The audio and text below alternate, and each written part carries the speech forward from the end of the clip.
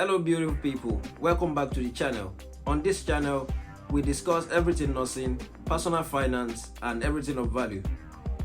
In this video, I'll be discussing with you how I became a band 6 nurse in the NHS within 10 months post-PIN. So in case you are wondering what post-PIN means, PIN in the NHS or PIN in England or in the United Kingdom, equivalent to what is called license for people coming from Africa. So I got my PIN, just a bit of background, I got my PIN in June 2021 and I joined the trust in April of 2021. So I wrote my OSCE, which is a kind of exam, a structured exam for international nurses joining the NHS. So after the OSCE exam, once you pass the exam, you get your PIN, which is equivalent to a license, and then you became a registered nurse in the United Kingdom. All registered nurses in the United Kingdom starts as a band 5, which is the lowest cadre of nurses. So, and these are the staff nurses. So I became a band 5 nurse officially in June of 2021, and that I was until April of 2022 when I became a band 6 nurse. So what we'll be looking at in this video is how I achieved this within 10 months post-PIN. As you all know, I am from Nigeria, and back home the way promotion works is quite different from the way it works here. As a matter of fact, they are two perpendicular lines that can never meet. So back home, to go to the next level, to get promoted, it's a kind of an automatic thing, whereby you have to be in a position for certain years and then you go to the next level after writing some exam. Once you pass, you go to the next level. But coming to England, I found out that based on your experience, once you are confident to apply for a post, once you are confident that you can actually function in a role, you can actually apply for it. You don't have to spend so years on a certain post to get to the next level. That was the first thing I learned, and then I feel this is a good opportunity for everyone coming, especially everyone looking to progress in their career. So immediately I saw this, I know that from my personality, this is something I will actually go for. So this is kind of the baseline of what I first noticed, and I know this is a huge opportunity for people looking to grow in their career. So how did I become a band 6 nurse within 10 months? So that's the first thing now. So as soon as I got my PIN, I made sure that all my competencies were ticked off. I got signed off for my oral medication within a very short period of time. I think I got signed off in 1 month, and then got booked for all my IVs. My IV training got booked, cannulation, venipuncture, all the trainings I need in the clinical area. I booked everything, and then I got signed off within a very short period of time. I think by September, I've already got signed off in almost everything, and I've already become an independent nurse, doing everything myself and less dependent on others.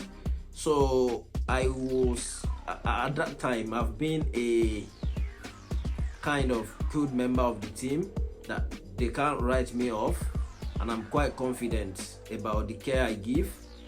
There is little complaints, rather compliment from other colleagues that I work together with. So by November, because I had pediatric experience back from Nigeria, so there is an RSV surge last year winter in our pediatry, and they require some assistance up there in pediatry. So the chief nurse in the hospital, they reached out to me that based on my experience, if I would like to go and render the assistance for them in pediatry then, which I agreed. So I went to pediatry in November, and I spent like 2 months in pediatry. So by January, I got back to my ward. So by the time I got back to my ward, my matron got a really nice report from pediatry about my experience up there. I don't know what they wrote, but she told me it was really good. The everything she had about me up there was really good. And then there and then she asked me if I would like starting to be in charge on the ward. Well, I didn't even think twice. I just said yes, fine, I can start taking charge. And then the next shift, I was the nurse in charge on the ward. So that happened, and then I managed the shift quite all right. And then subsequent shift, started being in charge. If those that are there before me were not there, I'll be in charge. Then I started going, things started working fine for me. So by January, there was an opening where my matron is going to be the one to open a certain ward, a multi-specialty ward in the hospital. So they need some volunteer. I was the first person to volunteer because I like to explore things. So I just said, okay, fine, it's a multi-specialty ward. There should be a lot of learning there because they will bring in almost everything there. So I volunteered to go there. The plan was to go there for certain months. If I like it there, I will stay. And if I don't like it there, then I will move back to my ward. It's a kind of secondment. Secondment in NHS is kind of you going to a certain specialty where you actually want to have the experience. Let's say for someone that want to experience how things work in the theater, so you can actually go to the theater on secondment and then spend certain months, maybe 6 or 8 months there. After you learn, you are still a permanent staff in your ward, so you go back to your ward after your experience. That's how secondment works. So I went to that ward on secondment. So and then the advert came on that ward that they need a band 6 nurse. I was a bit sluggish to apply because there are many nurses that have been in the trust for years, and look at me, I've not even spent 1 year there as a dead. So and then I was like, okay, and on this one I've been in charge, so why not just applying? I was thinking that was her home. I was thinking that. Then by the time I got to the hospital, then the matron just saw me and then she asked, do I have interest in the role? Have I applied? And I was like, okay. That was like a big push for me to apply for the role. If this matron is asking me if I've applied for this role, then that means she saw something in me to apply for this role. And I was like, okay, fine, let me apply for this role. So I applied. I put a decent supporting statement in, stating all my experiences back from Nigeria, the one I've had in the UK, how I went to pediatry to support them during RSV surge, how I volunteered to work in that multi-specialty ward. I stated everything in the supporting statement, which I believe everyone that sees that kind of supporting statement will definitely call me for interview. So I applied, and then I've been hearing a lot of people are applying as well for the role. Most of them have more experience than me. So most of them are British, a lot of people from other countries as well. So we all apply for the role. So this is one thing. Everything is not about race. If you feel confident and you know that you are actually capable of doing something, just go for it. Don't feel less because of your color. You can achieve anything anyone can achieve. We've seen a lot of people doing things and not being stopped by their color. So I applied for this role, and then I got invited for the interview.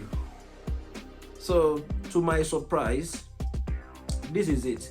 If you know that you actually want a career progression, anywhere that you are, just be functionable. Let people know that you are always willing to help others. Let people know that you have these leadership characteristics in you. So to my surprise, everyone that knows me that are like 6, band 7, they kept coming to me, even on my previous word. Have I applied for this role? I was like, why is everyone asking me if I've applied? That means they've all seen something in me that I can actually do it. And they all kept pushing me to apply. So I applied, and I didn't mind asking for assistance from anyone I know that is capable, especially those that have actually applied for this kind of role before, those that are already a band 6. So I asked all of them for help. What are likely questions that need to come? What are the things? How do I need to answer this? I applied everyone, and I really appreciate everyone that helped me then. There are nurses that I reach out to, ask them how the interview is, because that will be my first interview in the NHS. So I prepare for the interview. Kudos to my wife as well. I prepared for the interview with her at home, doing some rehearsal and everything, and yeah, she was there. So then the interview day came. I dressed really well for the interview, because people that even saw me, that have been seeing me in the uniform before, that met me in the hospital that day, they were like, "Oh, you really dress well," and like, you will know that I'm going for something important on that day. So I prepared my PowerPoint, because there is a kind of presentation that we need to do for the interview. I prepared my PowerPoint and I delivered.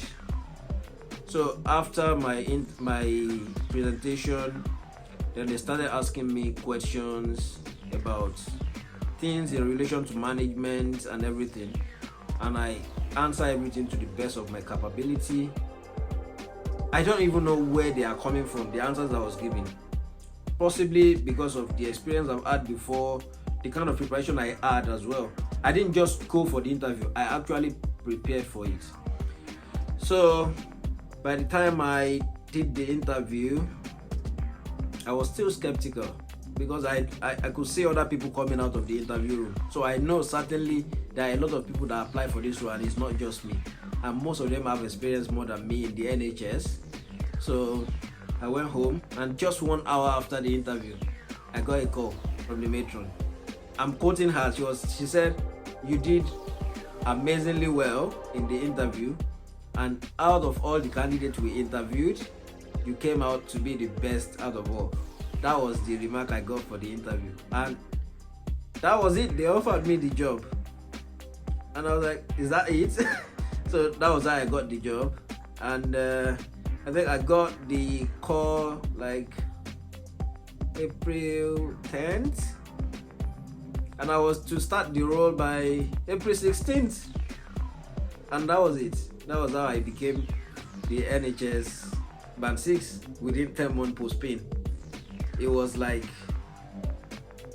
inspirational and motivational for a lot of people, even in the trust and on my ward as well, because on my ward we have lots of international nurses who are just coming. So that gives them a lot of boost, that if this person can actually achieve this thing within this time, that gives them a lot of boost. And the fact that I'm also an international nurse in the ward as part of the senior nurses, that gave a lot of them some confidence. They are free to reach out to me for a lot of things and all. So, and I'm doing my interview as well, because I've seen the word that we have a lot of international nurses, and I'm an international nurse. I capitalize on this. That's a selling point for me. So I capitalize on this, and yeah, and that was it. That was how I got the role, and the rest, they say, is history. Yeah. So I know that this video will have two different audiences. To some, it will be like I'm bragging that I became a band 6 nurse in 10 months, but that's actually not the point of this video. So the point of this video is actually to motivate and inspire other people, both international nurses and the nurses in the UK who are planning to apply for band 6 role, that they can actually do it. If I can do it, anyone can do it. The point is not to brag or anything. So it's just to serve as an inspiration and a kind of motivation to anyone willing to do this. Trust me, you can do it. Thank you for watching this video.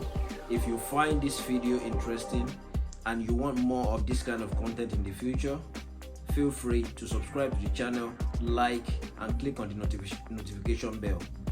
If you have any questions, please drop it in the comment section. I will be willing and happy to answer your questions. Thank you.